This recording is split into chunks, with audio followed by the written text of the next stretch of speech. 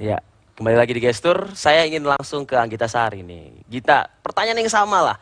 Kalau dikatakan nama Anggita Sari itu ikut mewarnai mungkin ya catatan sejarah di 2013, itu bisa sampai kenal dengan, koreksi saya kalau misalnya saya salah begitu, gembong narkoba nomor satu, nomor wahid di Indonesia begitu, Ya, Freddy. Itu Freddy gimana caranya itu bisa Budiman. kenalan itu? Ya dari awal kalau cerita ulang capek ya, Panjang cuma ya? panjang. Kita siap tunggu sampai tengah malam sih kalau mau. Nggak disingkatnya lah mungkin. Gimana ya, kan dari awal emang pertamanya tuh saya kenal sama adik iparnya. Oke. Dari adik ipar itu kebetulan mereka waktu tahun 2011 awal Mm, mm. itu stay di Surabaya. Oke. Dan aku sama adik iparnya kan emang bisnis konveksi. Dan emang Mas Freddy Budiman itu pernah di Lapas Surabaya. Akhirnya aku ikut ngebesuk. Terus Diajak lah sama iparnya ini begitu iya, ya. Oke. kenalan. Hmm. Terus tiba-tiba adik iparnya ngabarin ke aku katanya Mas Freddy udah di Jakarta, diajak ke itu lagi pas lagi di eh, BNN yang kasus Hmm. ekstasi itu. Itu 1 juta lebih itu ya. iya, itu akhirnya kenalan lagi segala macam. Akhirnya aku itu nggak tahu kalau Mas Freddy itu ada hukumannya tuh sampai eksekusi, itu aku nggak tahu sama sekali gitu loh. Oke, oke. Akhirnya dari situ mulailah intensif ke pertama ke Salemba dulu kan. Kan sempet ke Salemba, sempet ke Mabes juga. Ya udah akhirnya intensifnya pas di Cipinang. Nggak takut kenalan sama orang-orang seperti itu gitu. Awalnya aku takut banget, cuma rada bingung juga sih kan. Secara kan udah Apa sih motif perkenalan Gita pada saat itu apa tuh?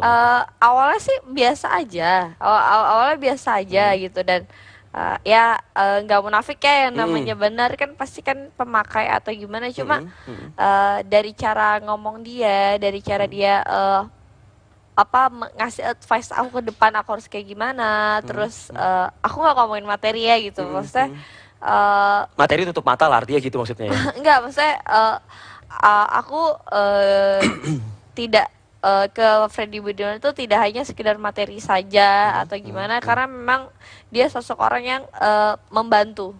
Memperhatikan lah gitu ya. Walaupun istilahnya misalnya dia pemakai atau Oke. apa gitu, Oke. tapi yang aku salut itu dia masih bisa mengontrol dan masih bisa jalan lah gitu istilahnya. Syarafnya tuh Bukannya hebat gitu. masih banyak ya figur pria begitu, sosok pria yang mungkin bisa menjadi idaman ya untuk seorang Anggita Sari yang masih bebas di luar sana begitu loh, pengusaha kah atau siapapun lah itu, tidak mesti yang dibalik jeruji besi begitu loh misalnya Itu gitu. sama sekali ya, kayak yang kata Vitalia tadi, itu sama sekali nggak tahu. Jadi awalnya sih ya seperti yang kita udah tahu ya, napi VIP itu awalnya sih serem juga kan, serem juga, tapi lama-lama kok aku pikir kok cara masuknya gampang banget gitu. Dan di situ Mas Freddy bilang dia kan memang mau cari calon istri gitu kan, tapi aku belum siap segala macam. Oh artinya dia sudah melamar Anggita waktu itu ya? Udah. Sudah melamar di rumah tahanan itu ya? Di penjara pada saat itu? Iya, pas Ramadan, pas ulang tahunnya Mas Freddy. Sadar nggak seorang Anggita dilamar oleh gembong narkoba gitu? Ini jangan-jangan saya mau dipergunakan untuk kejahatan Oh jangan-jangan. enggak, aku sama sekali mikir kayak gitu, karena mungkin di luar sana orang-orang yang kenal Mas Freddy tuh mungkin ngelihatnya kayaknya tuh seorang gembong narkoba, mafia ya, Mafia lah, internasional. ya, oke. Mungkin image-nya aduh serem, jahat atau gimana. Tapi kalau menurut aku dia ke siapapun, maaf ya istilahnya, ke cleaning service di sana atau apa, dia itu orang yang sangat-sangat baik dan nggak ngerasa wah gue punya uang nih gitu, nggak kayak Walhasil gitu. Anggita nikah siri kabarnya ya? Baru nggak nikah siri sih, baru mau diajak tunangan. Tapi kan aku bilang jangan dulu, selesain dulu kasus-kasusnya, karena waktu itu kan masih di Cipinang gitu. Usia Dan berapa waktu itu? Anggita, usia berapa pada saat itu? baru jadi gini, setiap kali Mas Freddy sidang itu aku selalu datang. Dan nggak Untuk apa? tahu. Memberikan support gitu atau? Sidangnya kan di Pengadilan Negeri Jakarta Barat ya. Oke. Dan nggak tahu kenapa suatu hari dia maksa banget aku harus datang sidang, sampai aku bilang aku lagi sakit, aku nggak bisa. Dia maksa banget. Terkuaklah dari situ, ternyata itu sidang vonis eksekusi, ketok palu eksekusi. Dan di situ banyak buat media yang aku nangis. Itu aku nangis spontanitas banget. Ya udah dari situ keluar. Artinya begini, kalau misalnya di sejumlah media selama ini sepanjang 2013 yang terkait dengan Freddy Budiman dan mencatut nama Anggita Sari disebut-sebut sebagai istri siri dari Freddy Budiman, gembong narkoba, itu salah. Belum ada pernyataan sisirih. Dan siapa sih maaf ya, siapa sih keluarga yang Nah, itu dia pertanyaan saya. kan siapa sih keluarga yang mau sampai kan dulu kan maaf ya, Mas Freddy kan masih pegang BB dan nge pin papa gitu. Ya siapalah ya orang tua yang mau Anda tidak mendapat pertentangan yang kuat dari keluarga Anda sendiri? kuat sekali gitu, karena saya Sampai apa, ucapan apa yang paling berkesan di telinga? enggak, keluarga saya cuma takut saya ikutan narkoba atau apa, dan karena Anda itu sama sekali tidak menyentuh narkoba kan? Hah? Tidak minum narkoba. Nah, karena itu Mas Freddy bilang kamu itu perempuan satu-satunya yang tidak pernah mau saya tawarkan ini di sana, kayak gitu. Oke. Dan akhirnya sampai akhirnya mungkin Anggita harus memutuskan untuk pergi menjauh dari Freddy. Itu ya udah yang setelah kasus maaf ya, yang setelah kasus Fanny Rose. Yang saya tahu sih memang bukan pacar. Fanny Rosiane ya. Fanny Rosiane yang Iya, lagi di oke. Pondok Bambu. Oke. Yang saya tahu Mas Freddy itu emang dia pemakai, dia mencari sosok seseorang perempuan untuk membackup, bukan backup saya, untuk mengurus keluarga dia. Kan Oke. saya juga kenal sama Dan mengurus bisnis narkoba dia? anak-anaknya. Hah? Dan mengurus bisnis narkoba Enggak dia? dong. Enggak ya? Enggak. Oke. Anda tidak mungkin ada di sini kalau misalnya mengurus bisnis narkoba. Oke. Iya. Oke, selanjutnya. Ya udah habis itu ya kayak gitu aja, tiba-tiba yang whistleblower Fanny Rosiane keungkap segala macam. Anda membenarkan itu nggak sih?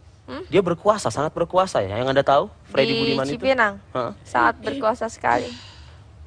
Seperti apa? Seperti jadi Anda termasuk yang mendapatkan privilege Freddy Budiman Saya. di LP Cipinang? bukan saya membanggakan diri Fanny Rose ini itu ya.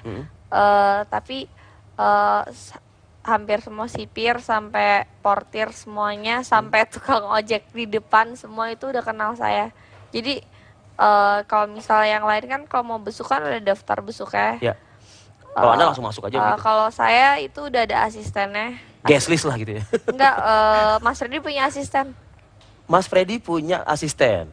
Siapa asistennya? Sipir juga kah atau? Enggak ada, nggak tahu pakai kayak apa namanya, polo shirt gitu, punya asisten. Jadi sama sipir gitu. Jadi kalau misalnya yang lain pada ngantri untuk besuk kan harus nulis, terus cap segala macam. Kalau aku enggak. Pernah menanyakan itu ke Freddy Budiman? Mas, kok bisa sampai seenteng ini dan seenak ini sih perlakuan terhadap Anda? Pernah menanyakan itu? Anda nggak curiga? Aku pernah nanya kayak gitu. Apa jawaban Freddy? Ya karena saya kan di sini kan di situ kalau nggak salah Mas Freddy itu punya teman 2 orang dan kata Mas Freddy ya karena Teman Freddy 2 orang ini 24 jam berada di lapas begitu? di lapas Cipinang ya. Ikut menginap di dalam Jadi juga? mereka bertiga tapi ya bosnya tetap Freddy Budiman. Tapi Berapa banyak sih Freddy membayar pihak-pihak tersebut, ajudannya? saya sih nggak tahu sih. Cuma Anda tidak bertanya itu? cuma emang ngelihat dibayar-bayar kayak gitu. Cuma kalau untuk maaf ya yang kalau kata Fanny Rosiane bilang yang katanya berhubungan seksual terus sampai bisa memakai Narkoba dengan bebas di ruang kalapas di ruang gitu ya? kalapas itu, saya bukan yang membela ya. Cuma yang saya tahu itu ruangan kalapas itu di luar dari portir. Jadi Terpisah gedungnya memang? iya, Oke. kepisah. Terpisah gedungnya, oke. Jadi sangat aneh, mau se-VIP apapun seorang napi gitu, kayaknya nggak mungkin ya bisa sampai keluar terus ke sana. Apa sih yang Anda cari dari seorang Freddy Budiman mungkin? Awalnya kita ngobrol-ngobrol biasa. Anda sama terus, sekali tidak menyentuh narkoba ketika kenal dengan Freddy Budiman? paling waktu itu pernah dikasih happy five aja, pil happy five aja. Karena memang saya kan Mas Freddy juga tahu saya sakit-sakit, ada sakit kan, jadi nggak bisa. Terus ya udah kayak gitu dan bener-bener gak nyangka. Paling-paling cuma nambah-nambahin uang buat kuliah kayak gitu. Agak takut milih teman sekarang kali ya? Hah? Agak takut milih teman ya? Sama kayak Vitalia Sesha berarti. Baik, ini ada dua orang panelis kita. Ada satu dari redaktur pelaksana Cek and Recheck, ada Uni Telni. Uni, selamat malam. Dan juga ada Kang Acep Iwan. Kang, kumaha damang Kang? Alhamdulillah. Tentu menyerap juga informasi yang sudah kita gali tadi sementara. Kita sama-sama gali lagi di segmen selanjutnya ya. Kami kembali saat lagi, masih di Gestur.